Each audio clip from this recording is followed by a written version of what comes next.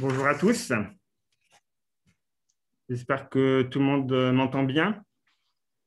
Donc, nous allons bientôt commencer le webinaire. Vous êtes assez nombreux à être connectés, donc ça arrive là actuellement. Nous vous remercions donc de votre présence. Nous avons des gens qui viennent d'un petit peu partout, une majorité de Bretons, mais également de différentes régions de France. Donc, bienvenue à ce premier webinaire technique en forêt qui va s'attacher à comprendre l'importance des sols forestiers et l'impact que l'on peut avoir dessus. Le projet initial était que nous nous retrouvions sur le terrain, mais en raison de la crise sanitaire, nous avons dû transformer le projet en une série de 4 webinaires. Mais chaque sujet, c'est des sujets qui ont été conçus avec un comité de pilotage de professionnels. Et donc, l'idée, c'est que après ces webinaires, on puisse également avoir des applications de terrain, des visites terrain qui seront organisées avec nos différents partenaires au cours du printemps et l'automne. Donc, je tiens dès à présent à remercier nos financeurs, la région Bretagne, la DRAF Bretagne et PEFC Ouest qui nous permettent de réaliser ces webinaires. Je remercie également Morgane Viermoz du FCBA qui va nous faire la présentation initiale du sujet et également nos différents intervenants régionaux qui participeront dans un second temps à la table ronde et qui pourront répondre à vos questions.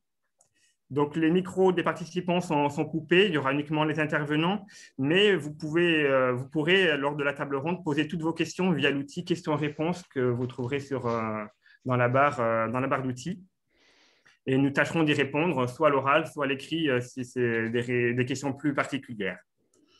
Bon webinaire à tout le monde et je passe la main à Morgane Villermoz. Merci Gildas. Bonjour à toutes et à tous. J'ai la chance de pouvoir commencer l'animation de ce webinaire avec vous aujourd'hui. J'aurais effectivement aimé pouvoir chausser les bottes et vous retrouver en forêt, mais ce n'est que partie remise et nous allons pouvoir commencer par ce biais, par ce webinaire, l'harmonisation de nos connaissances autour de ce sujet sol. Alors, nous allons parler plus particulièrement de l'intégrité physique et de l'importance de maintenir l'intégrité physique du capital sol et de la façon dont on peut prendre ces aspects en considération au moment de la gestion et de l'organisation des étapes de la récolte. Donc, nous allons commencer, et là, je vais partager mon écran, si vous m'accordez une seconde. Voilà, Gildas, est-ce que vous pouvez me confirmer que c'est bon? Oui, c'est bon. Merci. Donc, nous allons commencer par un rappel des connaissances de base sur 45 minutes maximum. Je vais faire en sorte que ce soit dynamique. Nous aurons quelques petits sondages au fil de l'exposé, beaucoup d'illustrations. Et bien sûr, si vous avez des questions, vous pouvez les exprimer dans le fil de questions. Je ne les verrai pas forcément au fur et à mesure, mais elles seront traitées dans un deuxième temps, peut-être pour renchérir certains aspects sur la table ronde, et puis sinon dans la troisième phase de l'exposé. Alors, j'ai vu que vous étiez nombreux à ce webinaire et je m'en réjouis. Pour prendre la mesure de cette diversité, je vais vous demander de répondre un premier sondage. En plus, comme ça nous permettra à tous de nous familiariser avec cet outil. Donc, vous voyez normalement apparaître la question, où vous situez-vous dans le réseau d'acteurs? Je vois que vous êtes en train de répondre, merci beaucoup. Je vous laisse quelques instants pour le faire, pour qu'on voit justement si on a des propriétaires gestionnaires, des entreprises de la récolte, des facilitateurs institutionnels ou interprofessionnels, des pédagogues ou apprenants et quelques autres profils à ce que je vois. Alors, vous avez l'air d'avoir répondu. On a 22 sur 32. En quelques instants, allez-y. Et je partage avec vous les résultats. Donc, c'est intéressant parce que voilà, nous avons de la diversité ce matin. Nous avons des propriétaires, des gestionnaires, tant mieux. Il y a des messages qui vous sont destinés et nous pourrons en parler. Des entreprises de la récolte, alors je vous remercie. Je sais que c'est difficile de résister à la tentation du chantier. Vous avez probablement des choses en cours, des réunions de chantier, mais merci d'être là. Des facilitateurs de différents profils, et ça c'est très important parce que le sujet dont nous parlons aujourd'hui, vous verrez que c'est un sujet de fond à traiter, répéter dans la durée, donc vous avez un rôle à jouer du côté des pédagogues bien sûr, mais aussi des apprenants. Et puis les autres nous révéleront peut-être qui ils sont plus tard. Donc j'arrête le partage des résultats et nous allons nous lancer dans la présentation. Donc, ce dont nous allons parler ce matin est déjà largement formalisé dans des guides que vous connaissez certainement, des guides qui sont à votre disposition. Les lire, c'est très bien. L'enjeu, c'est de pouvoir se les approprier et en parler aussi souvent que nécessaire avec ses interlocuteurs, parce qu'on sera souvent ici dans des situations multi-acteurs où le dialogue sera absolument primordial pour trouver des solutions, trouver des compromis. Donc, vous avez le guide ProSol qui, lui, date de 2009, qui a posé des connaissances de base essentielles et qui restent tout à fait vraies. Et puis, une déclinaison en 2017, dite Pratique Sol, de recommandations plus opérationnelles autour des notions de praticabilité dans les parcelles forestières, notamment sur les axes choisis de circulation des engins. Alors ça, ce sont deux guides français qui sont disponibles, dont vous pouvez vous emparer. Ce qui est intéressant, c'est de savoir qu'il y a des équivalents dans nos pays voisins, Belgique, Suisse, Allemagne, Italie, et en fait, ces savoirs sont homogènes, cohérents. Donc, on n'a pas d'exception française sur ces questions des sols, du besoin de maintenir l'intégrité physique de ce capital essentiel à la gestion forestière durable. Donc, ça, c'est quelque chose qui nous conforte quelque part dans les actions suites. Alors, pourquoi un sol pourquoi est-ce qu'on veut protéger cette fameuse intégrité physique? D'abord, qu'est-ce que c'est qu'un sol? Alors, vous connaissez tout ça, hein, c'est un ensemble assez hétérogène, constitué à la fois de terre, d'eau quand elle est là, quand elle est stockée, de matière organique, bien sûr, liée à l'activité des organismes vivants. Donc, c'est quelque chose de complet, de diversifié, de complexe et qui constitue quelque part un véritable écosystème. Et ça va nous être très précieux, ça vous est précieux dans la gestion forestière et la production des produits bois utiles à nos filières. Un élément que vous connaissez, c'est certainement, c'est le cycle très très long. En gestion forestière, on parle de cycle long, mais alors quand on est sur les questions de pédologie, on est sur des siècles pour que les sols se constituent par différents processus très longs. Donc, on est sur quelque chose qui mérite d'être quelque part protégé et dont on voudra surtout éviter l'amoindrissement quel qu'il soit.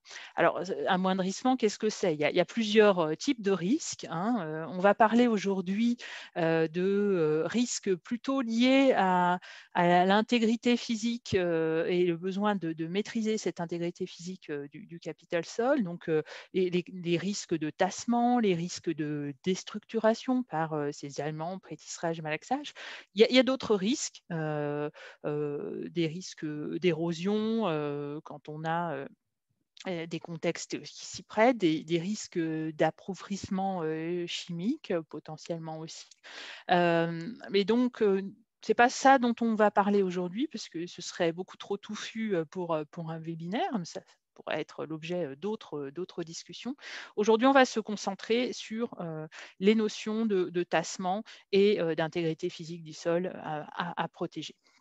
Alors justement, quand on est sur ces questions de tassement, on va parler pour le tassement d'augmentation de la densité et quelque part ce qui va nous mettre en vigilance, c'est le risque de réduction de la porosité dont on a besoin dans l'équilibre de l'écosystème. Alors vous avez là une représentation graphique de l'évolution de la macro et de la microporosité d'un sol soumis à une pression grandissante. Donc au départ, vous avez ici tout à gauche ce profil de sol sur lequel vous avez des macropores ici remplis d'eau, des particules de sol là, les plus sombres, et puis de la microporosité entre ces particules de sol, microporosité dans laquelle on va pouvoir retrouver l'air, dans lesquelles les racines vont aussi s'installer, etc. En appliquant une pression grandissante, donc en allant vers la gauche, on voit progressivement disparaître la macroporosité. Donc là, notre réserve d'eau, on le voit sur le graphique, commence à être grignotée. Et on continue à appliquer cette pression et là, la macroporosité disparaît. Alors, il nous reste la microporosité, on n'est pas complètement en asphyxie encore, il reste des micro-canaux de circulation. Mais si la pression augmente encore et que quelque part le sol se déstructure encore plus, on arrive, et là c'est quelque chose qu'on redoute, à carrément une restructuration des particules de sol, et cet aspect peut-être que vous discernez sur le graphique là, cet aspect lamellaire, puisque les particules se sont ont bougé sous l'effet de la pression et sous la fluidification due à l'eau. Et donc, vous avez ici, tout à gauche, des flux d'eau qui pouvaient être verticaux, nos effets de drainage qui vont être intéressants. Et ici, à droite, avec la représentation de cette flèche orange qui est ici, des flux qui vont être transformés hein, et qui peut-être vont suivre la nouvelle structure dite lamellaire des particules et qui vont devenir plus horizontaux. Alors, ça va avoir différentes conséquences. On va pouvoir noter ces choses-là qui sont quand même assez dures à observer depuis la surface, mais on va pouvoir, quand on en a l'occasion, peut-être donner un coup de bêche et s'apercevoir que ici en bas à droite, on va pouvoir constater une structure lamellaire qui s'est installée. Alors là, je vous ai mis des espèces de barrettes là, pour faire figurer cette représentation sur la photo. On va aussi pouvoir constater des indices d'asphyxie avec notamment l'apparition des traces d'hydromorphie. Et donc ça, c'est des signaux qui sont quand même, alors, qui peuvent exister hein, sans qu'il y ait eu tassement de sol, mais qui vont être pas forcément très désirables, loin de là, pour nos questions de gestion forestière et aussi d'organisation de la récolte. Alors, pour approfondir ces notions de densité, de tassement qui, encore une fois, sont souvent difficiles à observer à l'œil nu, en tout cas pas spontanément, on peut avoir une démarche de caractérisation, ça c'est possible. Alors vous voyez apparaître là sur les écrans des petits cylindres. Donc, si on fait une manipulation que vont faire les chercheurs, hein, pas les praticiens, mais qui est assez simple et qui consiste à prélever des cylindres de sol équivalents sur ces 4 situations, on va pouvoir mesurer la densité du sol dans ces 4 situations. Alors, ça va se passer comme ça avec une instrumentation qui va nous permettre de faire ces prélèvements équivalents et on va pouvoir constater factuellement les différences de conditions entre ces situations. Alors, à nouveau, un petit sondage. Vous voyez là, sur la photo de droite, des échantillons prélevés, alors justement pour mesurer la densité apparente, pour certains sous un axe de circulation, pour d'autres dans la bande boisée, non circulée, j'insiste, et à la même profondeur.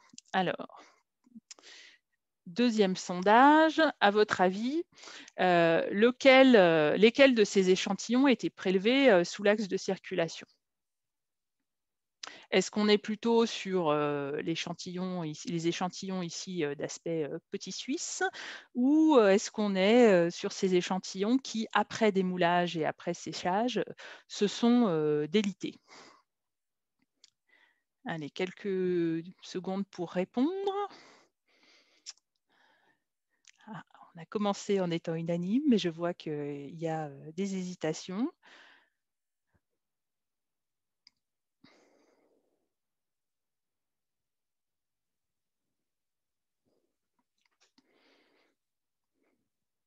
Alors, on a 2/3 des réponses. Je vais mettre fin au sondage et puis on va partager les résultats. Donc, la majorité a trouvé la bonne réponse. Effectivement, les échantillons prélevés sous l'axe de circulation sont les échantillons de gauche, ici, ceux qui ressemblent à des petits Suisses bien compacts. Et on retrouve là cette notion de macroporosité qui a disparu. Et finalement, pour un volume de somme égale, on a plus de matière. On est plus dense sur ces échantillons-là. Et les échantillons de droite, eux, ils se sont délités après séchage. Pourquoi? Parce que justement, dans la structure du sol, où il reste de la macroporosité, une structure hétérogène, eh bien, il y a eu ce délitement, et c'est normal au moment du séchage. J'arrête le partage du sondage, hop, et on continue. Donc, bien qu'on ait ces questions de tassement qui ne soient pas forcément observables quand on est en forêt à pied et qu'on n'a pas le regard sur ce qui se passe en dessous, on comprend que ce n'est pas une vue d'esprit, c'est bien quelque chose qui est mesurable, qui peut être appréhendé, qui peut être caractérisé. Pour aller plus loin, on a la chance d'avoir en France des sites expérimentaux. Alors, ils sont placés en forêt publique, mais leurs enseignements sont utiles à tous les forestiers, quel que soit le contexte de travail.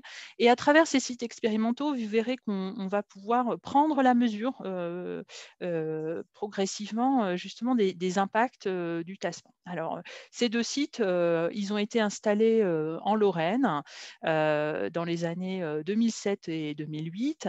Vous avez une représentation à gauche ici du protocole, enfin en tout cas de l'espace expérimental sur lequel les expérimentations, donc on est là dans une expérimentation scientifique, hein, ont été menées sur les sites tassement avec des placettes dites témoins sur lesquelles la récolte a été faite par voie aérienne et des placettes dites tassées sur lesquelles la récolte a été faite par voie terrestre avec une volonté, parce que, je le répète, on était sur site expérimental, d'appliquer une pression qui serait supérieure à la portance de ces sols qui, à l'époque, étaient humides, pour créer des sites tassement et pouvoir observer par la suite les effets sur différents critères, asphyxie dont on parlait tout à l'heure, flux d'air, matière organique, etc. Alors, le premier signal qui peut être observé sur ces sites, sachant que après les récoltes que je viens de décrire, il y a eu plantation de chênes. Le premier signal, c'est au niveau de la mortalité des plants.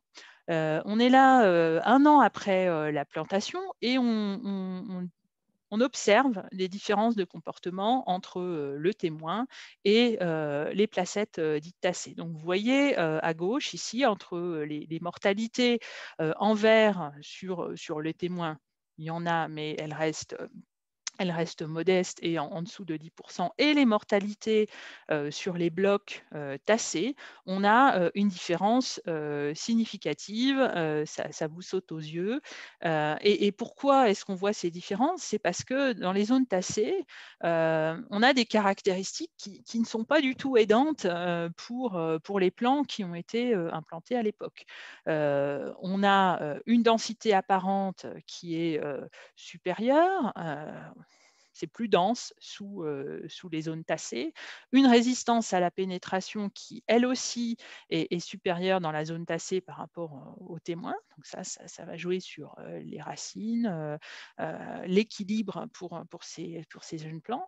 Et puis, à contrario, on a des caractéristiques moindres dans les zones tassées, moindre conductivité hydraulique à saturation. Donc là, c'est pour les flux d'eau. Et une moindre perméabilité au gaz. Donc là, on retrouve nos notions d'asphyxie. Donc, premier signal déjà assez inquiétant. Un peu plus tard, et là on est 4 ans après la plantation, toujours à comparer nos sites, enfin nos placettes tassées à nos placettes témoins, les chercheurs sur site, INRAE et ONF, ont pu observer les systèmes racinaires des chênes qui avaient été plantés sur les différents essais. Donc, vous voyez à gauche les différences morphologiques entre eh bien, les plants arrachés sur la placette témoin en haut et sur une placette tassée en bas, avec notamment le pivot qui est avorté dans la zone tassée. Donc là encore, un signal d'alerte assez important. Et puis, on retrouve nos notions de moindre transfert d'air et d'eau dans la zone tassée, qui sont mesurées avec de l'instrumentation et qui contraignent le développement des plants qui ont été installés. Et si vous regardez ici en bas à gauche la photo du plan arraché en zone tassée, vous voyez ces racines à l'horizontale, et vous pouvez faire le lien avec la lame mince de sol qui est présentée juste à côté ici. Donc sur le site, enfin sur les placettes tassées, au moment de l'exploitation, enfin juste après l'exploitation, vous voyez que toute la porosité du sol avait disparu, hein, porosité en noir ici sur le témoin, donc à temps tassé T0, la macroporosité et la microporosité n'étaient plus observables ou très peu sur la lame mince. En revanche, il y a eu reconstitution progressive avec les effets de hydratation, déshydratation des argiles, un tout petit peu d'activité biologique quand même, mais à l'horizontale. Vous vous souvenez de notre lamellation de tout à l'heure. Donc, on fait aisément le parallèle ici entre ces racines et puis cette porosité qui se remet progressivement en place, mais qui n'est quand même pas celle qu'on avait au départ et qui n'est pas aidante pour nos plants. Quelques années plus tard, on a toujours sur ces sites des observations, toujours des plantations post-tachement. Alors là, on est sur les chênes qui ont atteint à peu près 6 mètres. Et sur la photo, et j'espère que vous le voyez, apparaît une différence de hauteur entre eh bien, les individus présents sur la zone tassée et sur la zone de contrôle, sur le témoin. Et puis, au-delà de cette hauteur, il y a aussi des différences dans la reprise de la végétation d'accompagnement. Et puis, peut-être aussi, vous le voyez là, des différences de conformation sur ces fameux chênes plantés. Donc, là, on voit à travers ces différents stades que, bien sûr, il y a toujours quelque chose qui pousse. Cependant, est-ce que c'est vraiment ce que l'on cherche en tant que forestier, en tant que entreprise de la transformation du bois, est-ce que c'est ce que l'on cherche en termes de peuplement et plus tard de produits? Je laisse la question près de vous, mais la réponse est quand même pas sûre, hein. Donc on est là au niveau de ce premier ensemble de connaissances sur quand même des choses qui nous alertent sur les conséquences du tassement des sols, hein. On a cette réduction générale de la porosité du sol qui a des conséquences sur l'écoulement des eaux, sur l'espace occupé par l'air. Donc là, on a des amoindrissements. A contrario, on est à peu près sûr d'avoir une augmentation des phénomènes d'engorgement et d'asphyxie, accompagnée d'une difficulté de pénétration des racines. Donc on a des choses qui poussent. Bien sûr, à droite, vous avez une photo avec différents joncs. Je ne pense pas que quiconque ici ait pour objectif de cultiver du jonc. Et donc, ces conséquences, elles sont pénalisantes pour la gestion forestière durable, tout comme pour la production escomptée des produits forestiers qui sortent de cette gestion.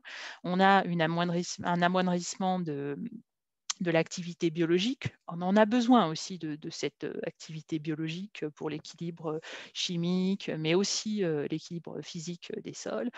Un amoindrissement de la capacité de pénétration, de conquête des racines, et donc forcément des difficultés de régénération, des pertes de croissance et de qualité, mais aussi des difficultés ou en tout cas un amoindrissement de résistance par rapport au stress. Et quand on est dans nos temps de 2020-2021 à entendre beaucoup parler de résilience face au changement climatique, de résilience, de besoin de résilience de nos écosystèmes forestiers, ce sont des choses qui nous alertent.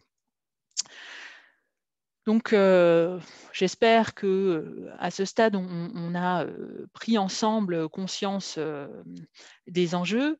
Maintenant, l'enjeu numéro 2, c'est de prévenir les risques. Prévenir les risques, et pour ça, on va explorer ensemble d'abord les facteurs qui déterminent les risques. C'est important de bien les comprendre pour pouvoir justement les intégrer et agir en conséquence. Et puis, on va explorer aussi les questions de pression exercée par les engins pour, là encore, harmoniser nos connaissances et pouvoir peut-être prendre des décisions ou décider d'organisation ensemble qui soient corrélées justement à l'enjeu de préservation des sols. Alors, les présentations ici sont issues du guide Pratique Sol.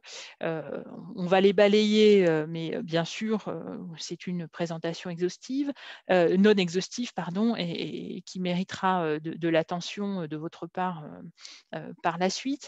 Un point que je voulais mettre en exergue ici par rapport à ces 23 recommandations qui sont formulées de manière pédagogue, qui sont bien illustrées et présentées dans le guide, c'est que tout le monde est concerné. Voilà. Il y a des responsabilités à prendre et à assumer pour tous. Pour tous, ça veut dire pour les propriétaires et les gestionnaires forestiers, ça veut dire pour les entreprises de la récolte, bien sûr, les entrepreneurs de travaux, les exploitants forestiers, mais aussi les donneurs d'ordre. Et vous verrez, si vous connaissez le guide ou si vous replongez dedans ces prochains temps, apparaître de ces pictogrammes et bien cette mise en exergue que chacun a un rôle à jouer et à différents moments de la gestion forestière durable. Donc, dans la gestion forestière, bien sûr, et dans la gestion de la récolte. Donc, avant le chantier, pendant le chantier, après le chantier, ainsi que dans les réflexions plus stratégiques de l'entreprise. Donc, on va voir ressortir ces différentes recommandations au fil de l'exposé. Donc d'abord, prendre la mesure des risques, c'est se rappeler des facteurs de sensibilité d'un sol au tassement.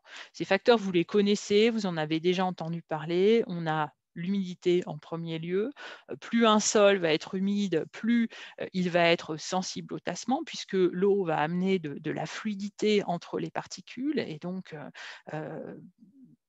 contribuer à cette déstructuration potentielle. On va avoir la texture, bien sûr, qui va jouer avec une teneur en limon forte qui va être très impactante sur la sensibilité du sol au tassement. Mais attention, sur ces questions de texture, il n'y en a pas que pour les limons, hein. On entend parfois parler des sols sableux. Eh bien, les sols sableux aussi sont sensibles. Donc, texture sableuse ne veut pas dire moindre sensibilité, ne veut pas dire non sensibilité ou insensibilité, ça veut dire par contre qu'il y aura un atout du côté du ressuyage, ces sols ressuyant plus vite. Et puis on peut avoir un atout, hein, tout n'est pas gradué vers la droite, vers la forte sensibilité. On peut avoir un atout quand on a des teneurs en cailloux qui vont être fortes, créant une forme de squelette interne. Mais vous savez comme moi que ces teneurs en cailloux supérieures à 30 ou 50%, elles sont quand même assez rares et elles sont rarement un recours pour nous. Elles vont permettre éventuellement d'avoir des zones de repli, mais elles ne seront absolument pas systématiques. Un point important par rapport à ces déterminants de la sensibilité, c'est que quelle que soit la texture et la charge en cailloux, un seul engorgé est toujours sensible au passage des engins. Ça, il est vraiment très important qu'on l'ait bien tous enregistré. L'eau va être notre facteur primordial. Ayant dit tout ça, la première recommandation énoncée dans le guide pratique sol, c'est une recommandation de diagnostic. Mener le diagnostic de sensibilité via la texture et via la nature du sol permet de classer les parcelles, les zones selon leur sensibilité potentielle, de pouvoir en garder la mémoire dans le document de gestion quand on en formalise un. Ça, c'est vraiment la première recommandation du guide. Ensuite, comme on a cette notion de sensibilité très liée à l'humidité en tête, on va réfléchir à quand est-ce que ça devient critique. Puisque l'humidité va varier, puisque on va avoir des conditions variables en fonction des saisons, en fonction du territoire. Alors ici, vous avez une représentation graphique que vous avez certainement tous déjà vue, qui est une représentation schématique du tassement du sol en fonction du nombre de passages et de l'humidité. Donc la courbe bleue, sol très humide, que vous voyez évoluer ici. La verte, peut-être on pourrait l'assimiler ici à un sol frais, et la troisième courbe, un sol sec, mais attention sur l'intégralité du profil. Bon, qu'est-ce qu'on voit sur cette représentation graphique? On voit que si les conditions sont défavorables, les dégâts vont apparaître dès les premiers passages. Et vous voyez que sur la courbe bleue la plus humide, on a atteint déjà 80% du tassement au deuxième passage. Donc la vigilance, c'est tout de suite, d'où l'enjeu de l'anticipation. D'autant que dans un cycle de gestion, on n'aura pas un seul chantier, on n'aura pas un seul passage. Au contraire, on aura plusieurs interventions de travaux sylvicoles et d'exploitation sur le cycle de gestion. Et puis, à chacune de ces interventions, on aura plusieurs passages. Donc, la vigilance, elle est à construire et à maintenir dans la durée. Ayant dit ça, qu'est-ce qu'on fait? Eh bien, le guide pratique sol convenu avec la profession annonce dès la deuxième recommandation le fait de maîtriser la circulation des engins sur les parcelles. Pour ça, la maîtrise, ça passe par le choix, la décision. Donc, on réfléchit à un réseau de cloisonnement optimal sur lequel on va pouvoir, euh, encore une fois, canaliser la circulation des engins et prétendre avoir une maîtrise dans la durée. Donc, on réfléchit à ce réseau de cloisonnement avec des axes pas trop écartés, hein. Vous avez ici des illustrations des grues, des engins terrestres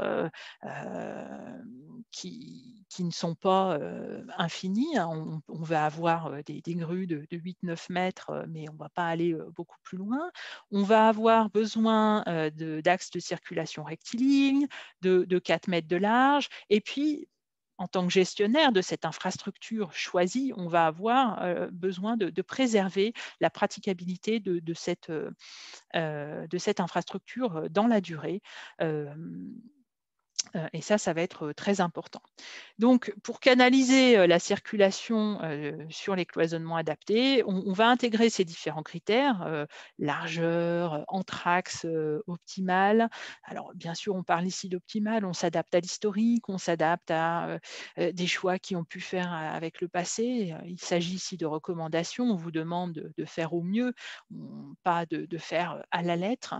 Et puis, des réflexions liées à l'orientation, l'imbrication, encore une fois, pour faire preuve de considération par rapport à ce qui va se passer dans la vraie vie des chantiers.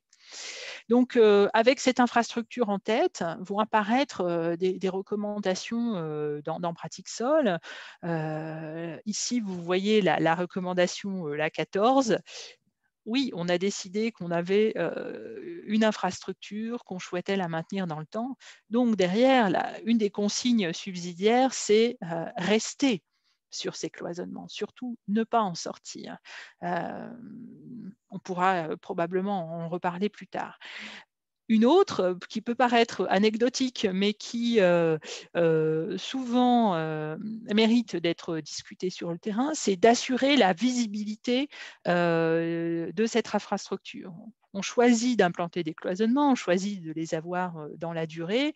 Il nous faut être bien compris par les interlocuteurs en face, donc assurer la visibilité à l'instant T et puis maintenir pour la prochaine intervention. Très important.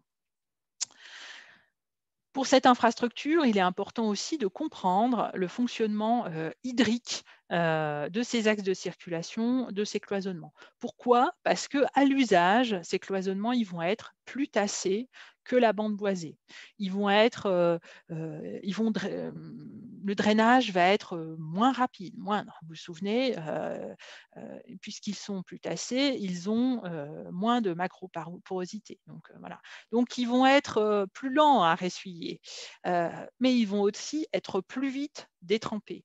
On l'observe ici sur le graphique à gauche, sur un exemple de test d'infiltration. Alors, ça, c'est un protocole expérimental qu'on a mis en place dans un projet de recherche. Ce qui est intéressant, c'est de voir entre les courbes vertes, qui sont les courbes de la bande boisée, à la surface et à 15 cm, et les courbes rouges, qui sont les courbes d'observation sous le cloisonnement, c'est que les durées d'infiltration d'un volume équivalent d'eau au point d'observation sont beaucoup plus lents sur le cloisonnement que dans la bande boisée où, vous le voyez, l'infiltration de l'eau est très rapide. Donc ça, c'est bien à garder en considération pour la gestion à moyen terme de notre infrastructure de circulation des engins. Évidemment, il y a des nuances dans les différentes situations, mais c'est quand même un phénomène qui va être bien marqué sur les différents axes de circulation. Ayant dit ça, on sait qu'on va peut-être avoir des zones de faiblesse aussi parce que les conditions forestières sont par nature hétérogènes. Dans les parcelles que vous parcourez, vous l'avez bien vu. Et donc, on peut avoir éventuellement un recours qui va être l'emploi de rémanents qui va pouvoir être utilisé en préventif sur une zone ponctuelle un trou, une zone plus mouilleuse sur l'axe de circulation, mais qui, attention, va jouer un vrai rôle, va pouvoir jouer un vrai rôle de constitution de chaussées support si la couche est suffisamment épaisse. Vous voyez, je vous ai mis ici 30 à 40 centimètres de branchage et si elle est continue. Alors, à droite, sur un chantier résineux, on va avoir plus de matière, plus de branchage. On va peut-être plus facilement réunir ces conditions que dans une éclaircie feuillue. Voilà, donc ça, c'est des choses à garder en tête. Mais je sais que ces recours sont connus. Lors d'une de mes rares venues en Bretagne sur un chantier dans le Morbihan, j'ai un souvenir d'expression très claire du bon sens. À l'époque, c'était sur un chantier de l'entreprise Josso avec un conducteur de machines de bûcheronnage expérimenté qui constituait des amas de branchage au moment où il avait à se rendre dans une zone un peu plus sensible, un peu plus mouilleuse du chantier. Voilà, c'est des choses que les conducteurs d'engins savent faire. C'est de l'ordre du bon sens et il est important aussi de valoriser ces choses-là et d'y avoir recours quand c'est possible. Alors voilà pour les enjeux liés plutôt au diagnostic, la compréhension des risques. Ce que je vous propose maintenant, c'est qu'on aille vers les notions de mécanique. On a beaucoup parlé du sol et il y a aussi les engins qui vont circuler je le répète, sur les axes choisis et qui vont exercer ces pressions. Donc, il est important de bien les comprendre pour pouvoir les intégrer. Donc, la pression exercée au sol, elle va pouvoir être appréhendée de différentes façons. On va y aller progressivement entre nous et on va parler dans un premier temps de pression dite surfacique exercée ici en statique sur un sol. Donc, on va prendre la masse totale d'un engin. On va raisonner d'abord sur quelque chose d'un peu moyenné et on va diviser cette masse par le nombre de roues de l'engin pour obtenir une masse moyenne exercée sur la roue. Et ensuite, avec cette masse exercée sur la roue, on va faire un rapport avec la surface de contact au sol. Et c'est comme ça qu'on va pouvoir déterminer cette pression des roues moyenne, surfacique, sous les roues de l'engin en question. Donc cette pression, elle va être exprimée dans différentes valeurs dont vous avez ici les équivalents. Principalement en kilogrammes en centimètres carrés ou en bar. Et vous voyez ici sur cette représentation schématique cette pression qui va s'exercer vers le sol. Alors, je vous propose un troisième sondage pour voir un petit peu si vous vous situez autour de ces notions de pression. Alors, j'espère que voilà, vous pouvez consulter les questions. Donc, la première question, c'est quel est l'ordre de grandeur des pressions au sol exercées par les engins? Vous avez 3 propositions devant vous avec des facteurs 10 qui s'enchaînent.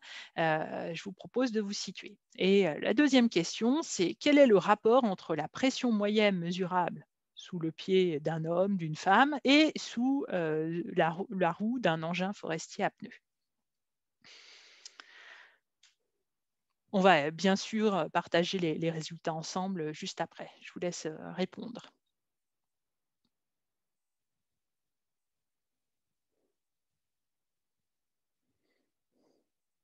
pas évident, hein. Donc, répondez ce qui vous vient à l'esprit. On aura les réponses juste après.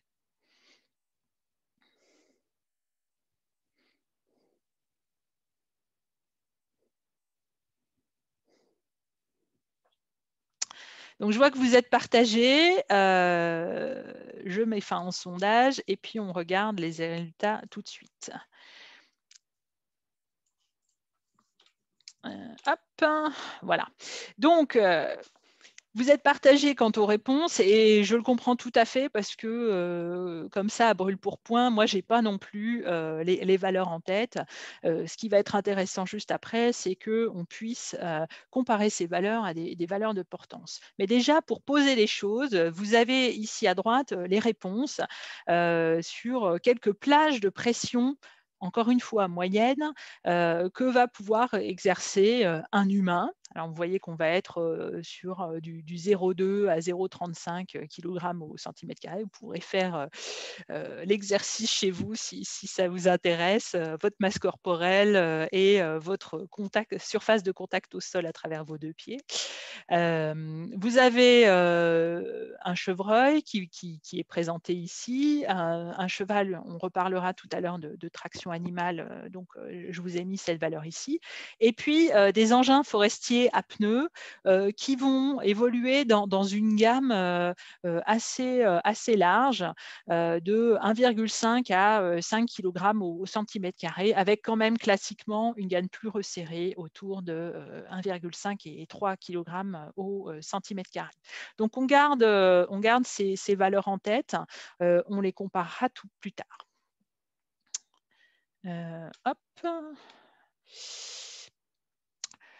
D'abord, il faut qu'on parle de portance. On a parlé de pression et en retour, s'exerce la force dite de portance du sol qui va être importante pour nous dans la planification et la prise en compte des risques dont on parlait tout à l'heure. Alors, si jamais la pression des roues est supérieure à la portance du sol, qu'est-ce qui se passe? Il se passe deux choses. D'abord, il y a un phénomène de tassement, de réduction, d'augmentation de la densité. Et il y a aussi un deuxième phénomène, c'est l'enfoncement des roues qui, par l'orniérage, va créer une surface de contact plus importante au fur et à mesure de l'enfoncement. Donc, ces deux phénomènes conjugués, d'augmentation de la portance et de la surface de contact, doivent amener à une forme d'équilibre. Donc, il y aura un équilibre qui sera trouvé entre la pression ici en rouge par les roues et la portance à l'instant T du sol. Mais vous voyez que quelque part, les conséquences en termes d'enfoncement d'une part et de surface de contact d'autre part vont être variables, bien sûr, par rapport à la situation du sol à l'instant T. Et ça, c'est des cas dans lesquels je suis sûre vous ne vous retrouvez pas. Si on n'a pas d'équilibre possible, l'engin s'enfonce complètement comme dans un marais. Alors, comment se situer par rapport à ces valeurs de portance ou de pouvoir portant des sols? Vous avez ici quelques valeurs dans le tableau à droite. On parlait du marais à l'instant. On est sur des portances extrêmement faibles. Vous connaissez aussi la neige fraîche. Il n'y a pas d'elfes parmi nous. On va s'enfoncer dans la neige fraîche tous autant que nous sommes. Et derrière, ce qu'on voit apparaître dans les valeurs ici, c'est le facteur eau, l'humidité qui va exercer une très forte influence sur la portance. Si on revient à nos notions de texture, on voit que dans les textures limoneuses, quand le profil est sec, la portance est importante, 3 à 5. En revanche, dès que le profil est détrempé, elle plonge. On est à 0,2, 0,6. Et on se souvient ici que nos engins forestiers à pneus, ils sont dans une gamme 10 fois supérieure. Donc limon sec, on est en cohérence, l'immonde est trempé, on est en déséquilibre total. Même chose pour les argiles sèches. Vous connaissez situation d'argile sèche dure comme de la pierre. Et en revanche, en conditions plus humides, on va avoir des portances plus faibles. On retrouve nos graviers de tout à l'heure, éventuels recours comme un squelette interne. Donc ça va amener une recommandation énoncée dans le guide pratique sol, qui va être une recommandation de suivi dans la durée, de vigilance quant à la pluviométrie. Il va se passer des choses en sous-sol, éventuellement quand on va avoir des nappes, des remontées, et il va y avoir des phénomènes de ressuyage. Ça va être plus difficile à appréhender, mais il y a une chose que l'on peut suivre, en écoutant la météo, en ayant un pluviomètre, ce qu'on veut, comme on peut, c'est la pluviométrie sur les zones de chantier dans le temps. Ensuite, il y a certainement des questions que vous êtes posées par rapport aux facteurs qui vont influencer la pression exercée par les engins. Est-ce qu'on parle de largeur de pneumatique? Il y a eu des évolutions dans ce secteur, donc vous en avez certainement entendu parler. La pression de gonflage, c'est plutôt un sujet agricole. On en entend parler en question forestière, mais on n'a pas les mêmes conditions de terrain et ce n'est pas vraiment un sujet. La taille des roues, oui, pourquoi pas pour la surface de contact, mais on ne va pas pouvoir non plus avoir des roues immenses. Et puis la masse de l'engin, que dire au-delà du fait que les engins sont de plus en plus lourds. Alors, vous êtes peut-être un petit peu désemparés par rapport à ces différents facteurs. Pour sortir de ces questionnements, moi je vous propose d'envisager 2 critères qui vont pouvoir nous aider à réfléchir à ces questions-là. Le premier, c'est la question de la pression statique dont on a déjà parlé, avec la surface du sol, la surface de contact. Et puis le deuxième, qui est peut-être moins connu dans cette assemblée et qui est pour autant très important, c'est la notion de charge à la roue. Alors, pour appréhender cette notion de charge à la roue, on va examiner un essai mené sur banc d'essai dans un laboratoire allemand. L'enjeu, c'était de prendre des pneus de largeur très différente, donc un 600 mm d'une part et un pneu de plus de 1 mètre de large d'autre part. Ce ne sont pas des valeurs correspondantes à notre réalité forestière actuelle, mais l'enjeu ici, c'est l'expression des phénomènes. Donc, on a 2 pneus de largeur très différente et pour garantir une pression de contact équivalente, donc surfacique, sur ces 2 pneus, on a chargé, et vous le voyez ici, on a chargé les engins de manière forcément différente, avec plus de 4 fois et demi plus de charge sur l'engin au pneu large.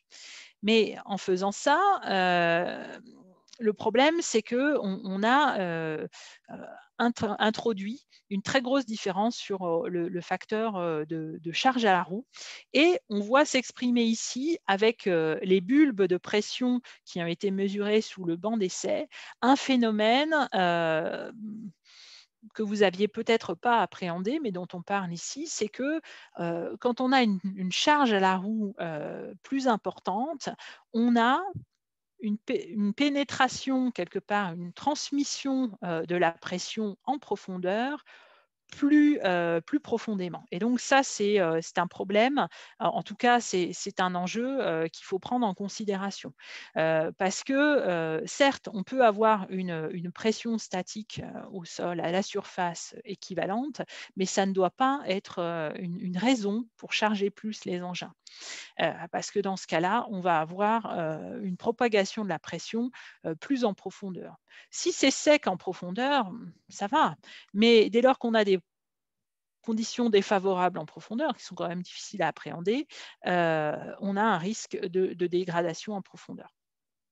C'est intéressant de se souvenir de ça quand on réfléchit aux questions des TRACS, puisque les tuiles pardon, plates et larges des TRACS dites marais vont apporter une surface plus importante de contact par leur surlargeur et donc diminuer la pression statique.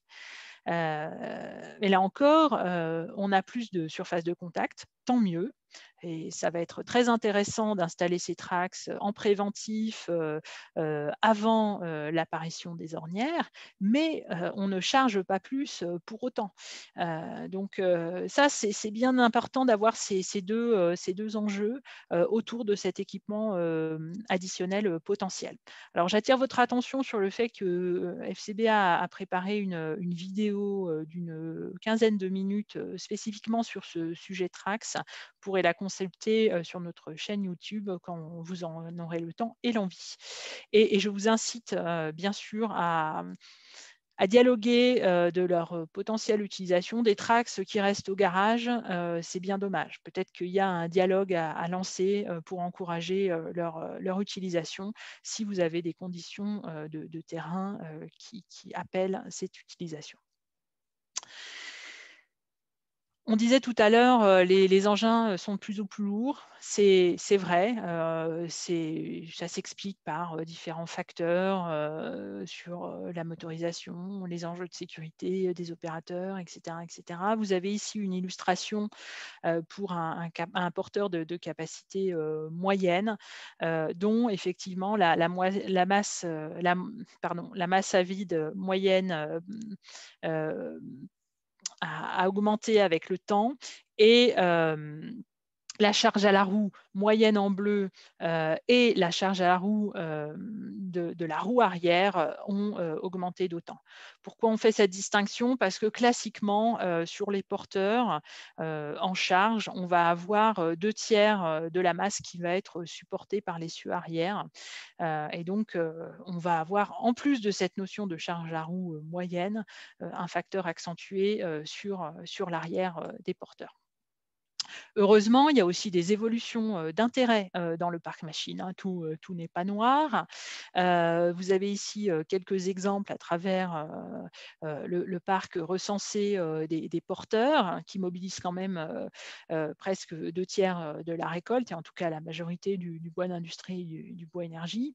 On a plus de 50% des grues qui mesurent maintenant plus de 9 mètres. Ça, c'est super quand on énonce la consigne rester sur les cloisonnements et travailler depuis les cloisonnements.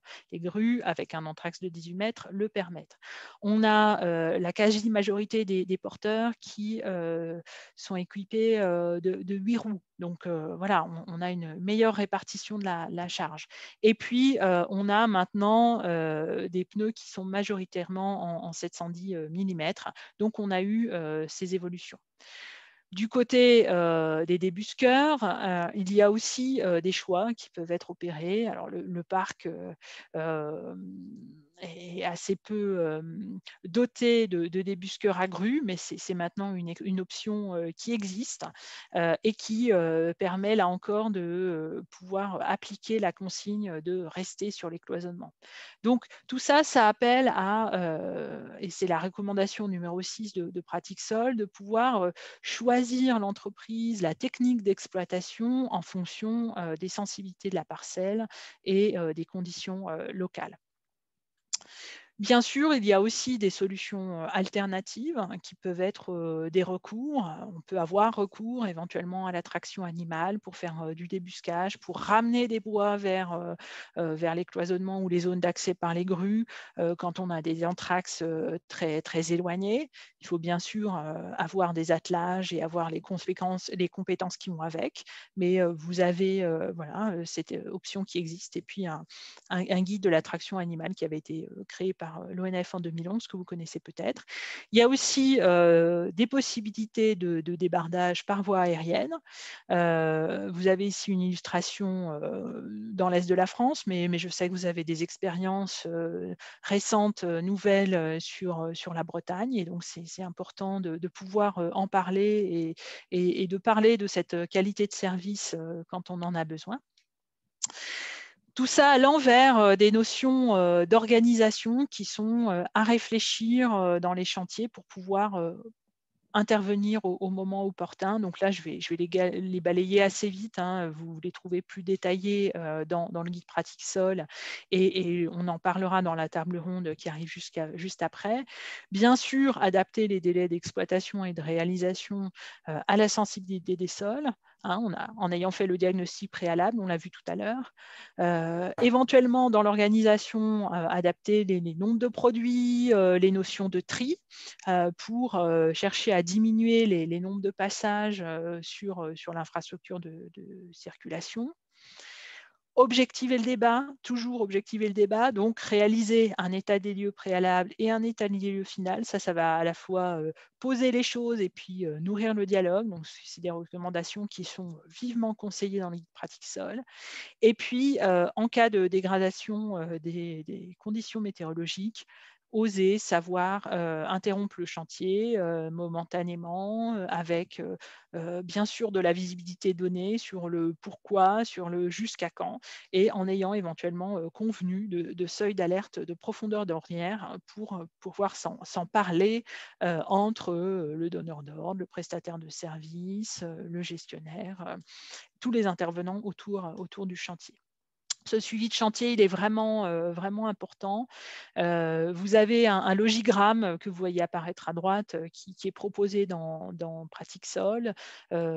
Si tout va bien, eh bien, on sort en bleu facilement du logigramme, mais s'il y a un changement de conditions, si on s'aperçoit d'une dégradation des conditions sur le chantier, l'essentiel, c'est d'en parler, de poser la question et de décider ensemble de ce qu'on fait à l'étape d'après. C'est pour ça que je vous ai remis ici cette icône de dialogue qui va être essentielle dans la gestion des chantiers, de la gestion et puis la minimisation des risques tout au cours de ces opérations. Morgane, je vous invite à conclure si possible, comme C'est ça on la va tacler dernière. les… C'est Super. la dernière. Donc, l'organisation dans l'entreprise, elle est vraiment primordiale et elle est retrouvée dans le guide Pratique Sol, puisque face à tous ces enjeux de sol, tous les facteurs dont on a parlé, c'est très touffu, j'en ai conscience, c'est complexe. C'est par la prévention que vous allez pouvoir mettre le maximum de chances de votre côté pour que ça se passe bien. Voilà. Il n'y a pas de solution miracle ni unique. Il faut rassembler des éléments de chance et puis il faut pouvoir compter les uns sur les autres sur les compétences, le bon sens, la jugeote. D'autant qu'il n'y a pas vraiment de remède simple. Vous voyez ici apparaître des notions de labour et de sous-solage. C'est extrêmement cher et on n'est même pas sûr encore que ce soit efficace. Donc la recherche continue, bien sûr, mais fort de toutes les connaissances déjà disponibles à date, je pense qu'on a déjà beaucoup à discuter et à mettre en œuvre dans nos opérations de gestion forestière. Voilà, j'en ai fini pour l'exposé. J'espère que j'ai réussi à garder votre attention, que vous avez capté quelques éléments nouveaux et que pour le reste, vous pouvez être conforté dans des bonnes pratiques que vous mettez déjà en œuvre. Alors, j'arrête peut-être le partage. Merci à Morgane pour cet exposé très clair et très intéressant. Je pense qu'on a tous appris beaucoup de choses. Et donc maintenant, ça va être intéressant de voir avec les différents gestionnaires que j'invite à rentrer, à réactiver leur caméra et leur micro pour pouvoir intervenir. Donc voilà, on va pouvoir partager des retours d'expérience et je vois qu'il y a également déjà quelques questions qui ont été posées. Une première question qui était sur est-ce qu'un sol tassé ressuie moins vite du coup? C'était donc assez au début de l'exposé. Une deuxième par rapport au cloisonnement, pourquoi des faibles écartements? Et avec la remarque qu'il existe du matériel qui a un rayon d'action de 20 mètres. Une autre question qui demandait s'il y avait des essais sur un même terrain de débardage de bois avec et sans Trax. Et puis une question, le sous-solage n'est pas efficace en cas de replantation du sol tassé, pour l'interrogation. Donc, voilà, Alors, Morgane peut répondre et les autres intervenants, vous pouvez également réagir si vous le souhaitez. est-ce qu'un sol tassé ressuie moins vite? Oui, c'est clair. Il a moins de macroporosité, donc tous les flux d'eau sont amoindris. Donc la réponse, c'est oui. Et vous avez vu sur la diapositive, là, sur le comportement des cloisonnements, la moindre infiltration sous le cloisonnement par rapport à la bande boisée. Pourquoi de faibles écartements? Alors, il existe des matériels qui ont un rayon d'action de 20 mètres. Ils sont très rares et on peut avoir un principe de réalité, c'est-à-dire qu'on fonctionne avec le parc qui est le parc actuel. Et compte tenu du parc actuel, compte tenu des pratiques d'organisation actuelles, le compromis qui a été convenu avec les parties prenantes, hein, vous avez vu Pratique Sol, c'était un pilotage FNEDT, ONF, avec toute l'interprofession qui était autour. Le compromis, c'était ces 18 mètres d'anthrax, bien sûr avec un peu de jeu autour, mais ça, c'est le pragmatisme compte tenu du parc engin avec lequel vous travaillez, nous travaillons en ce moment. La France est un pays qui est en relation avec les constructeurs, évidemment, mais on n'a pas la capacité on dialogue avec les constructeurs, on demande des évolutions, mais on ne peut pas changer la donne du tout au tout quant aux engins mis en circulation. Donc, il faut trouver des compromis avec les outils dont nous disposons maintenant. Et question sur les tracks. Alors, vous retrouverez ça, je vous ai mis le lien de la vidéo tout à l'heure. On a des publications spécifiques sur les tracks. Oui, il y a eu des essais avec différents types de tracks, avec et sans tracks, et les impacts en particulier en termes de profondeur d'ornière. Donc, vous avez de la lecture accessible pour cela, si ça vous intéresse. Merci. Je vais peut-être présenter nos intervenants. Oui, Donc, on volontiers. a Michel Colombet, qui est le délégué régional du CRPF Bretagne et Pays de Loire, donc, voilà, qui connaît beaucoup de choses sur l'expérimentation, qui est le référent. Nicolas Janot, qui est à l'ONF, responsable du service bois. Et Frédéric Leblanc, qui est expert forestier en Bretagne.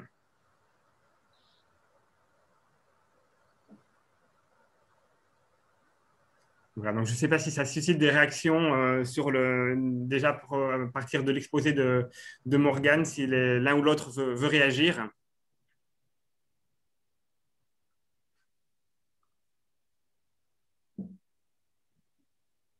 Nicolas, peut-être par rapport à ce que fait l'Office, si tu as comment Oui, chez vous sur le terrain, parce qu'on a vu la partie théorique, mais on sait qu'il y a des difficultés dans la mise en pratique et c'est ça qui nous concerne tous. Comment de la théorie passer à la pratique, vraiment mettre en application toutes ces préconisations. Donc, à l'ONF, vous avez déjà pas mal avancé sur le sujet, donc ça peut être intéressant de nous partager ce que vous avez fait ou les voies que vous suivez. alors oui, effectivement, on a contribué en fait à la définition de ces bonnes pratiques. Et on a deux axes, deux piliers en fait qui nous permettent de travailler autour de pratiques sol. Le premier, en fait, c'est le cahier national des prescriptions d'exploitation forestière. Alors, je ne sais pas si on le voit un petit peu là. Oui. C'est un document national qui est contractuel en fait. On l'utilise dans tous nos contrats de vente, tous nos cahiers des charges pour nos commandes aux exploitants forestiers. Et du coup, c'est un premier point qui permet d'homogénéiser en fait les recommandations à l'échelle nationale sur toutes les forêts publiques, et puis de pouvoir s'appuyer sur ce document sur le terrain. Donc le deuxième axe de travail, c'est très bien, on a des recommandations qui sont écrites, mais bon, dans la vraie vie, les écrits, il faut aussi les porter. Donc, nous, on s'appuie sur nos techniciens forestiers, clairement. Donc, ils interviennent à différentes étapes d'une coupe. La première, qui est déterminante, c'est la préparation de la coupe. Il faut définir en amont d'une exploitation où seront les cloisonnements d'exploitation, où est-ce qu'ils déboucheront, pour faciliter l'exploitation pour les ETF, que ces cloisonnements soient praticables et visibles. Donc ça, c'est une étape très importante sur laquelle on insiste de plus en plus et qu'on porte. Voilà. La deuxième étape primordiale, c'est la rencontre préalable qui est aussi prévue dans nos cahiers des charges. C'est à ce moment-là que les consignes passent du technicien aux entrepreneurs de travaux forestiers. Donc les consignes en matière de sol, c'est l'occasion d'insister sur les zones sensibles d'une parcelle, et aussi les consignes en matière de cloisonnement d'exploitation. Où est-ce qu'on a prévu des cloisonnements, où est-ce qu'on a prévu les dépôts. Et c'est aussi l'occasion d'échanges avec les ETF sur la praticabilité de ce qu'on a prévu. Est-ce que ce qu'on a prévu va être opérationnel? Ça peut être l'occasion d'ajuster certains cloisonnements. Voilà. Et la dernière étape, c'est de suivre la coupe et de pouvoir définir des seuils d'alerte et surtout les appliquer en lien avec les ETF s'il y a un souci. Voilà en gros les deux points sur lesquels on insiste pour préserver les sols. Un cahier des charges homogène et qui permet de diffuser des bonnes pratiques. Deux, la technicité des agents de l'ONF.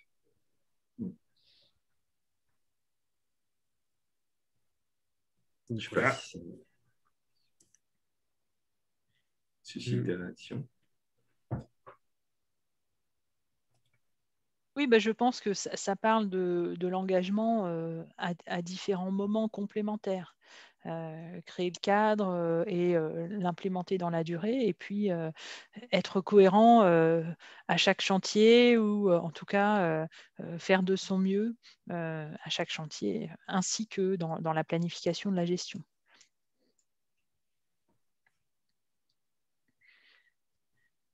Ce professionnalisme, il est important, quelle que soit la nature de la propriété de la forêt. C'est peut-être un point sur lequel vous pouvez apporter vos témoignages, peut-être Monsieur Leblond ou Monsieur Colombet. En forêt privée, je pense que donc c'est pareil. La plupart des gestionnaires concernant les experts forestiers, on a des cahiers des charges également qui ont été établis, qui sont portés à tout contrat concernant les ventes de bois. Donc, on essaie d'appliquer aussi les mêmes directives, notamment sur toute la phase de préparation de chantier et de suivi de chantier. Moi, je voulais apporter une réflexion, c'était concernant les opérateurs eux-mêmes. J'en ai parlé à plusieurs reprises, et en fait, je remarque régulièrement en fait ce manque de formation des opérateurs en fait. J'ai remarqué à nombreuses reprises en fait et constaté que beaucoup d'opérateurs sur les machines en fait exercent le métier de conducteur d'engin, et peu sont entre guillemets forestiers de formation. Et en fait, ce manque de connaissance du milieu et de la forêt est, à mon sens, un impact très important en fait sur la qualité de ces chantiers et sur la compréhension parfois des consignes qu'on va leur donner en fait. Et pour moi, il y a vraiment un axe d'amélioration déjà à ce sujet-là, pour qu'il y ait un vrai dialogue, une vraie compréhension et une vraie application de toutes ces recommandations qu'on va pouvoir donner. Il faut que les conducteurs d'engins en fait, aient réellement cette formation qui leur permette de pouvoir appliquer et comprendre et parfois réagir d'eux-mêmes. Parce que chaque gestionnaire en fait, ne va pas être en permanence sur le chantier, et malgré le fait qu'on leur, entre guillemets, donne tous les éléments pour qu'on puisse être contacté à tout moment pour toute question et tout éventuel problème, il faut à un moment et à un autre que les conducteurs soient réellement formés et compétents pour réagir et en fonction des situations qui vont évoluer, notamment avec les changements climatiques, quoi.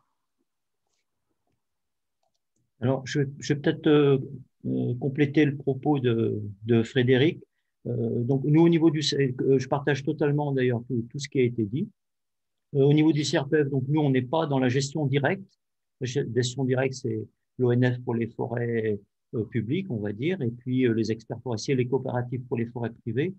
Donc nous, au niveau du CRPF, on est là pour conseiller les propriétaires, et ça fait depuis un certain temps qu'on véhicule le message de l'importance de respecter le capital sol. Ce qu'il faut savoir, c'est qu'on a un certain nombre, dans notre public de propriétaires forestiers, on a beaucoup de petits propriétaires qui vont réaliser une seule coupe dans leur vie. Et on essaye de faire passer le message que cette opération d'exploitation de coupe, ce n'est pas une opération ponctuelle, mais que ça s'inscrit vraiment dans un cycle de gestion. Et le message, vraiment l'incitation la plus importante, c'est que notamment en ce qui concerne les coupes qui ont une certaine valeur, c'est de passer par des gestionnaires forestiers professionnels, donc experts, coopératives, indépendants, de façon à ce que les propriétaires ne se trouvent pas démunis au moment je dirais, de la négociation, de l'échange avec la personne qui réalisera l'exploitation. Beaucoup de propriétaires ne sont pas du tout du milieu professionnel et donc vont être démunis lorsqu'il va falloir parler des conditions d'exploitation, du cahier des charges. Donc voilà ce que je pourrais dire. Ce qui est important, c'est vraiment de faire passer comme message, c'est qu'une exploitation forestière, ça s'anticipe et ça fait partie de l'ensemble du cycle de la gestion.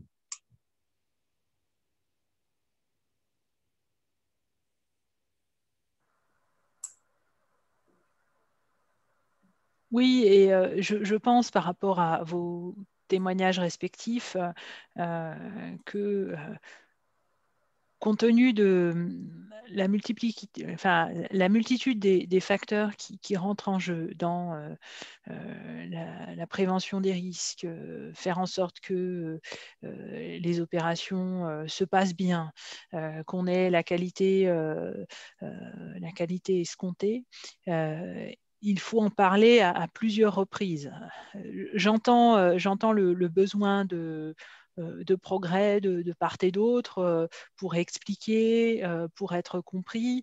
Je pense que vous savez comme moi que il y a toujours intérêt à répéter, à illustrer, et donc quelque part c'est en multipliant le nombre de fois où on va parler de ces questions techniques, les expliquer, les illustrer. Et je vous disais en préambule que le guide Pratique Sol était conçu comme un outil de dialogue. Ce n'est pas un livre de chevet, ça peut être aussi votre document qui vous sert à illustrer, montrer, expliquer in situ autant de fois que nécessaire.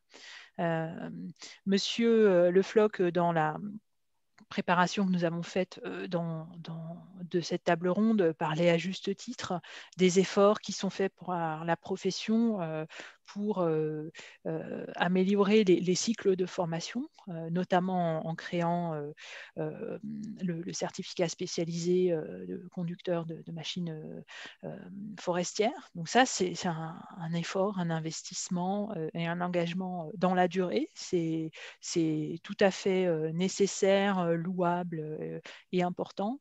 Et ça mérite d'être accompagné aussi dans la durée, mais dès maintenant avec les gens qui sont déjà en poste, de pédagogie au fil de l'eau. On a une session en webinaire comme aujourd'hui, elle pourra être retransmise, c'est bien. On se reverra sur le terrain aussi à l'automne, j'espère. On pourra enfoncer le clou, en tout cas enfoncer le pénétromètre ou la bêche, mais il faudra toujours revenir sur ces sujets, en parler à nouveau, les expliquer, parce que nous sommes sur des questions complexes et nous savons que c'est difficile de pouvoir observer, toucher du doigt les impacts du tassement. On ne passe pas ces journées à arracher les plants pour voir si on a un pivot avorté ou si tout va bien.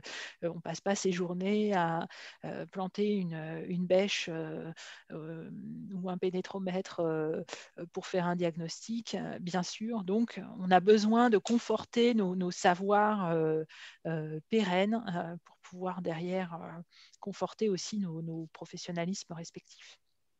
En tout cas, ça, c'est ma conviction. Je pense aussi, en fait, excuse-moi, Michel. Vas-y, Nicolas. Ouais. Du coup, on a un rôle à jouer. Là, ce type de réunion, bien sûr, permet aussi qu'on porte, qu'on ait tous les mêmes bases et puis ensuite qu'on puisse les porter sur le terrain. Au niveau de la forêt publique, ce qu'on essaye de faire déjà, c'est en ayant tous les techniciens en forêt publique qui portent le même message, qui le diffusent auprès des ETF. Sur chaque chantier, on voit les chauffeurs, donc c'est l'occasion de diffuser ces messages. Sur une partie de nos chantiers, environ 50%, on est donneur d'ordre. Donc, on a un poids plus important sur les ETF. On a contractualisé avec des ETF donc, sur 3 ou 4 ans, ce qui permet aussi de former directement à ce qu'on souhaite en tant que donneur d'ordre.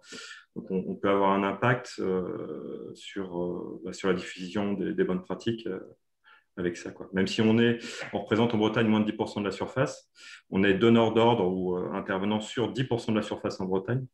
Du coup, on a un impact sur les ETF qui interviennent à la fois en forêt publique et en forêt privée. Oui, je voulais rajouter le fait qu'on se rend compte qu'il y a encore beaucoup de chantiers, notamment de coupes rases, qui ne sont pas réalisés selon l'ensemble de ces bonnes pratiques.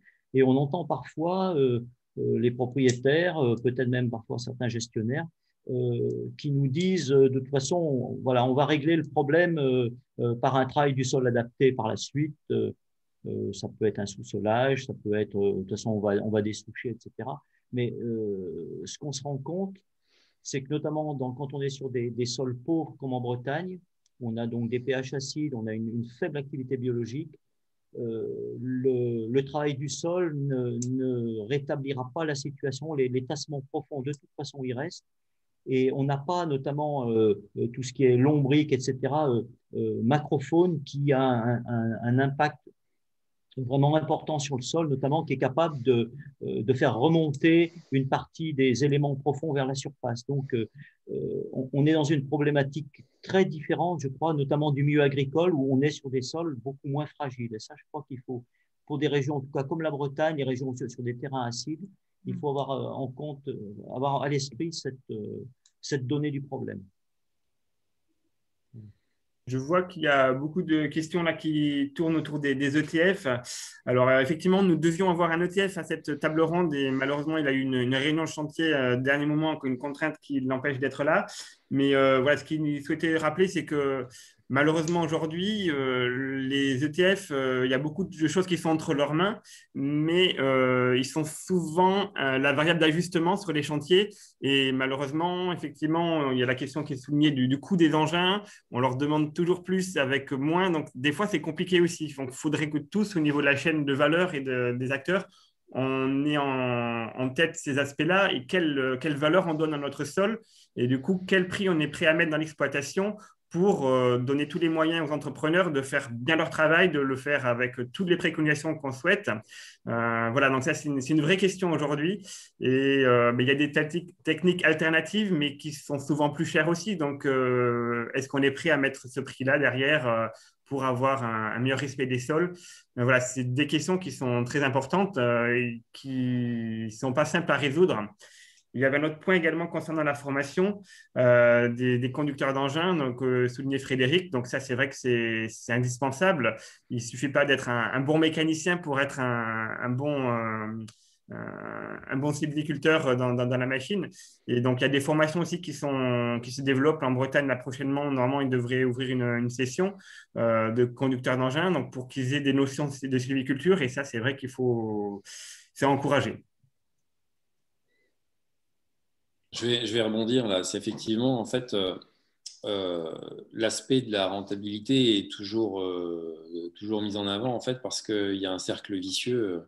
qui reposent là sur les ETF, en fait, qui sont pris en tenaille, entre guillemets, entre les exigences des propriétaires et gestionnaires pour préserver la qualité des chantiers et les exigences des scieries, exploitants, etc., qui vont acheter le bois et qui vont leur demander d'être performants et d'être le moins cher en coût d'exploitation.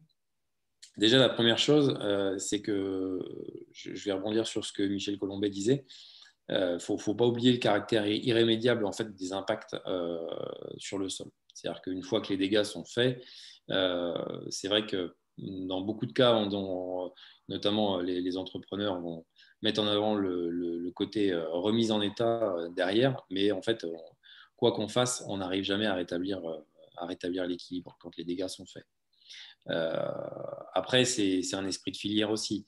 Les entreprises de travaux, qu'elles soient entreprises de travaux ou même scieries, acheteurs de bois, exploitants, etc. Si on veut tous, entre guillemets, continuer à travailler de façon durable, il faut qu'on préserve notre milieu. Ça, c'est déjà une première chose. Donc après, il faut qu'entre guillemets, chacun à son niveau fasse entre guillemets le nécessaire pour qu'on puisse tous continuer à préserver ce milieu-là. L'aspect de la rentabilité, ça repose sur plusieurs choses. On parle toujours, on l'a évoqué d'ailleurs dans la présentation de Morgane, la démesure des engins.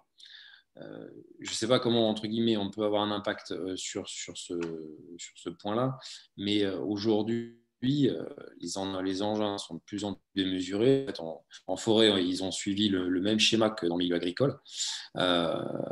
Et donc, les entreprises s'endettent à hauteur de la taille de leurs engins. Ça reste lié. Et on a beau essayer de faire passer les messages, de réfléchir un peu différemment, peut-être de viser moins de rendement, de viser des endettements moins importants avec du matériel plus léger qui leur permettrait de travailler plus longtemps, de permettre de travailler sans être arrêté justement en plein chantier parce que les conditions climatiques se dégradent, etc. Ça, c'est des messages qui ne passent pas. On n'arrive pas à avoir... je ne sais pas quelle influence on pourrait avoir et comment on pourrait faire changer cette manière de faire, mais ça me paraît indispensable d'avoir une vraie réflexion sur le matériel et sur les matériels et méthodes d'exploitation en forêt, quoi. Il faut absolument faire changer ça, même si, entre guillemets, il y a déjà eu du mal de fait, puisque quand on regarde le parc matériel en forêt aujourd'hui, je vous dis, c'est très très proche du parc agricole, mais il faudrait qu'il y ait un réel changement de ce point de vue-là. Après, les réflexions sur les coûts d'exploitation, ça reste aussi lié au prix du bois et les propriétaires, à mon avis, sont prêts évidemment à faire un tas d'efforts sur les coûts d'exploitation et même à réfléchir à de l'exploitation en régie, pourquoi pas.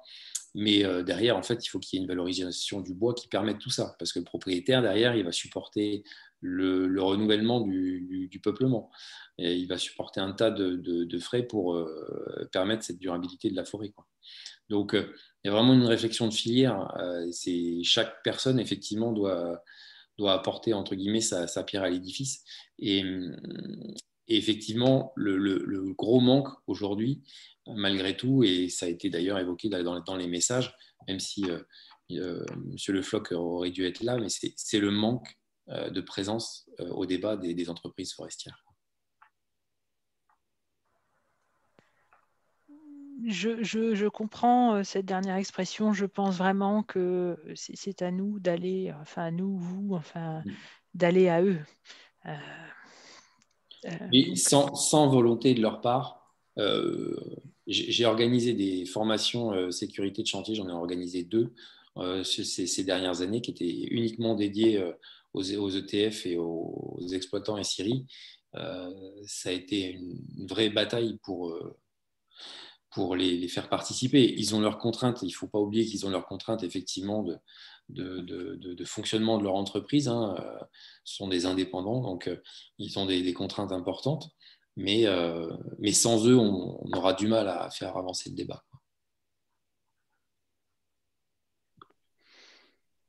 Bon, moi, j'ai fait quelques ateliers en présentiel. À l'époque, Nicolas Jeannot était d'ailleurs là en Pays de Loire et en Centre Val de Loire. Nous avions des ETF parmi nous, nous avions des exploitants aussi. Ils avaient des choses à dire. Donc, peut-être faut-il parler des incitations en région Bretagne. Je ne connais pas votre réseau d'acteurs en région Bretagne, je veux dire, personnellement. Donc, voilà, peut-être que c'est un axe de progrès. Alors, bon, 2021, on est très coincé par la situation sanitaire, mais je pense qu'il est important de persévérer sur la création de ces occasions de dialogue et de compréhension mutuelle. Oui, pour rebondir sur ce qui vient d'être dit, je pense qu'on est arrivé finalement au maximum de ce qu'on pouvait faire en termes de taille de mécanisation, et qu'aujourd'hui, il faudrait sans doute réorienter les aides publiques vers des matériels sans doute un peu moins importants et plus adaptés aux différents types d'exploitation forestière. On n'exploite pas une éclaircie comme une coupe rase, etc. Donc, moi, il me semble que, en tout cas, que les choses évoluent dans les esprits. Aujourd'hui, tout le monde s'accorde à dire que le capital sol est essentiel, notamment dans le contexte de changement climatique qu'on est en train de vivre. On a de plus en plus de difficultés à reboiser et à faire des boisements qui seront pérennes, c'est-à-dire que si on boise sur des sols tassés, au bout de quelques années, on sait que les arbres vont souffrir et de plus en plus et vont être sujets à des maladies, des dépérissements. Donc, voilà, aujourd'hui, il faut effectivement que les choses changent et on ne peut pas uniquement comment dire, compter, je dirais, sur les ETF. On l'a dit, ils ont le nez dans le guidon, ils ont des contraintes économiques très fortes. Et si la puissance publique n'accompagne pas cette nouvelle évolution, ça va être très difficile et le temps presse. Alors, il arrive que la puissance publique, en tout cas ses services décentralisés, posent la question. En 2020, on a eu comme ça la question posée en région Centre-Val de Loire, avec un dialogue avec Arbosan de l'interprofession et la question qui nous est arrivée à FCBA.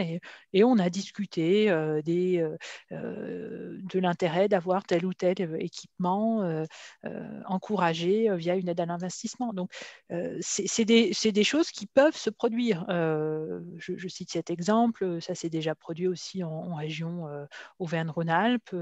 Voilà, et donc, c'est une petite contribution. Tout comme je reviens au cahier national dont parlait Nicolas pour l'ONF, il y a eu l'adaptation de la phrase relative aux moyens d'exploitation, en particulier pour les débusqueurs, pour encourager lors des renouvellements, parce que ça ne va pas se passer comme ça du jour au lendemain pour tout le monde, mais pour encourager lors des renouvellements les choix vers les engins dotés de grues, pour qu'ils puissent rester sur les axes de circulation choisis. Donc voilà, c'est des petits pas qui sont faits ici avec les aides publiques, là avec les prescriptions des uns et des autres. Voilà, des petits ruisseaux qui s'assemblent. C'est déjà bien et ça fait déjà partie de bonnes pratiques, je pense. Oui, il y a sans doute plusieurs étages à mettre à la fusée de la préservation des sols, hein. À court terme, c'est vraiment, on travaille avec un parc de matériel et d'ETF voilà, donc il faut pouvoir limiter les risques de dégradation des sols dans les conditions actuelles. Donc ça, c'est là où le cahier des charges et d'avoir des techniciens sur le terrain qui sont sur les coupes et qui passent les messages, c'est important.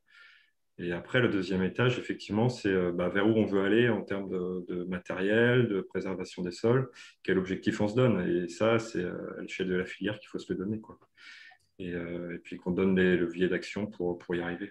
Mais une des pistes, c'est de travailler sur les moyens d'exploitation. On parlait du câble ou autre. C'est sûr que là, c'est des techniques en termes de préservation des sols, on ne peut pas faire mieux. Il faut sans doute la développer. Il y a des collectivités qui sont prêtes travailler là-dessus. À l'ONF aussi, sous certaines conditions, on peut le faire. Mais il faut qu'on soit, effectivement, faut qu'on soit aidé pour y arriver, quoi. C'est une vraie question. Donc, effectivement, on a un câblement en Bretagne, mais aujourd'hui, il y a un léger surcoût à l'exploitation. Donc, voilà, si on veut vraiment développer cette technique, faudrait pouvoir avoir une petite aide pour booster un petit peu cette pratique-là. Donc, ça, c'est une difficulté. Il y a plusieurs questions aussi qui tournent sur l'évolution du matériel, notamment des questions par rapport à nos voisins, les pays voisins. Je ne sais pas, Morgane, si vous avez des éléments par rapport à ces évolutions-là, s'ils sont plus en avance que nous, vers quoi on se dirige aujourd'hui. Et avec cette question, donc gros matériel, petit matériel, est-ce que le petit matériel, donc, il est plus agile, mais est-ce qu'il est forcément meilleur au niveau de l'impact sur le sol? Ça, c'est une question aussi qu'on peut avoir. En fait, alors, j'espère qu'on se verra en atelier parce qu'en demi-journée, j'ai d'autres choses à vous présenter, notamment des tests comparatifs d'impact avec différents types de matériel qu'on a pu faire en France. Donc, voilà, j'espère vraiment qu'on pourra se voir pour qu'on puisse examiner ensemble les résultats de ces tests-là. Oui, les petits matériels peuvent faire valoir leurs atouts, mais ce n'est pas un blanc-seing non plus. C'est-à-dire qu'avec du petit matériel, on peut aussi faire de très gros dégâts. Et je suis sûre que vous avez déjà vu dans vos forêts respectives des tracteurs ou des remorques de personnes qui sont venues faire le bois de chauffage et qui ont fait des ornières bien plus profondes que les porteurs ou des busqueurs qui ont circulé sur les cloisonnements. Donc, j'espère vous l'avoir transmis à travers la présentation de ce matin. Tout n'est pas, il n'y a pas un seul facteur, un seul pilier, un seul responsable. Oui, il y a possibilité de travailler dans certains cas avec des plus petits engins. Il y aura plus de passages. Donc attention, plus de passages, c'est une fenêtre temporelle où on va avoir aussi plus de dégradation, il y a plus de chances qu'il pleuve à ce moment-là, etc., etc. Donc en fait, c'est un tout. Donc voilà pour la question de la petite mécanisation. Ce n'est pas non plus un miracle, hein. Il n'y en a pas, de toute façon, ce n'est pas la peine d'en chercher. Après, dans les usages chez nos voisins, il y a des tests ou des matériels qui vont être plus utilisés chez certains avec par exemple, pour les porteurs, nous, on est stabilisé sur les 8 roues. Il va y avoir des 10 roues qui vont exister, qui vont tourner. Il va y avoir des types de tracks différents, etc. Mais les problématiques restent les mêmes et il n'y a pas non plus des constructeurs inconnus de nous dès lors qu'on passe une frontière.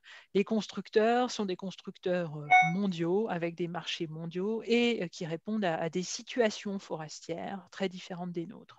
Nous, on a une foresterie française qui est riche de diversité avec des territoires et les conditions saisonnières et météorologiques qui vont avec. D'autres ont des conditions plus favorables avec des rythmes d'intervention qui leur permettent de jouer avec la grande cavalerie. Et du coup, forcément, les constructeurs d'engins raisonnent par rapport à ces marchés aussi. Donc, on y travaille, mais c'est quelque part un chantier de longue durée.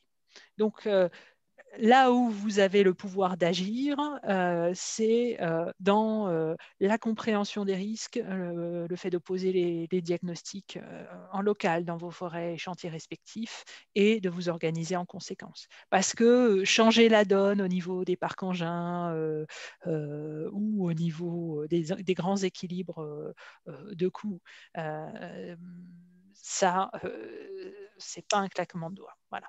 Donc, agissez là où vous avez les capacités d'agir. Le reste n'est pas une fatalité, mais le reste va mettre beaucoup, beaucoup de temps à bouger quand ça bougera. Mais après, c'est important qu'on agisse tout de suite parce que là, enfin, on s'en rend compte de plus en plus, hein, la société est sensibilisée à ces sujets.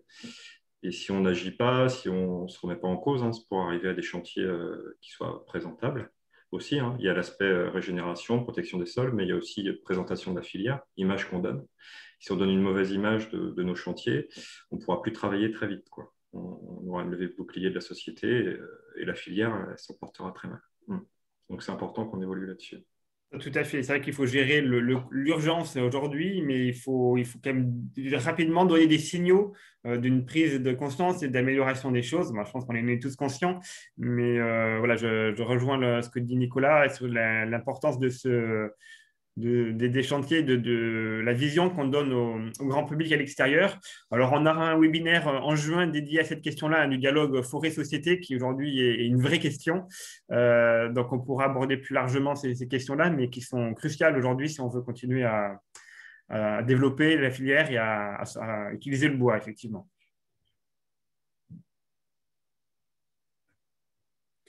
Peut-être encore une ou deux questions, et puis on va conclure ce webinaire. Donc, je vois qu'une question là sur quelle solution pour planter sur un sol tassé. Je pense que ça va être compliqué, mais voilà. Alors, on évite d'avoir un tassement systématique en circulant partout. Ça, c'est vraiment une idée fausse. Il ne faut pas circuler partout pour éviter d'avoir des ornières. On maîtrise la circulation des engins sur l'infrastructure dédiée. Du coup, on plante dans une bande boisée qui n'a pas reçu de circulation. Voilà. Mais c'est l'objectif, évidemment. Alors, le problème, c'est qu'il y a un certain nombre de cas où, de toute façon, le sol a été tassé, donc il faut s'adapter. Moi, il me semble qu'au jour d'aujourd'hui, la meilleure technique qu'on puisse préconiser, c'est le travail donc, au cultis sous-soleur, à la dent Becker, où on va de manière localisée décompacter le sol, l'ameublir sur à peu près, on va dire, un petit mètre carré et sur 60 cm de profondeur, parce que c'est ce que je disais tout à l'heure, lorsque le sol est tassé, et puis on le voyait sur une des diapositives présentées,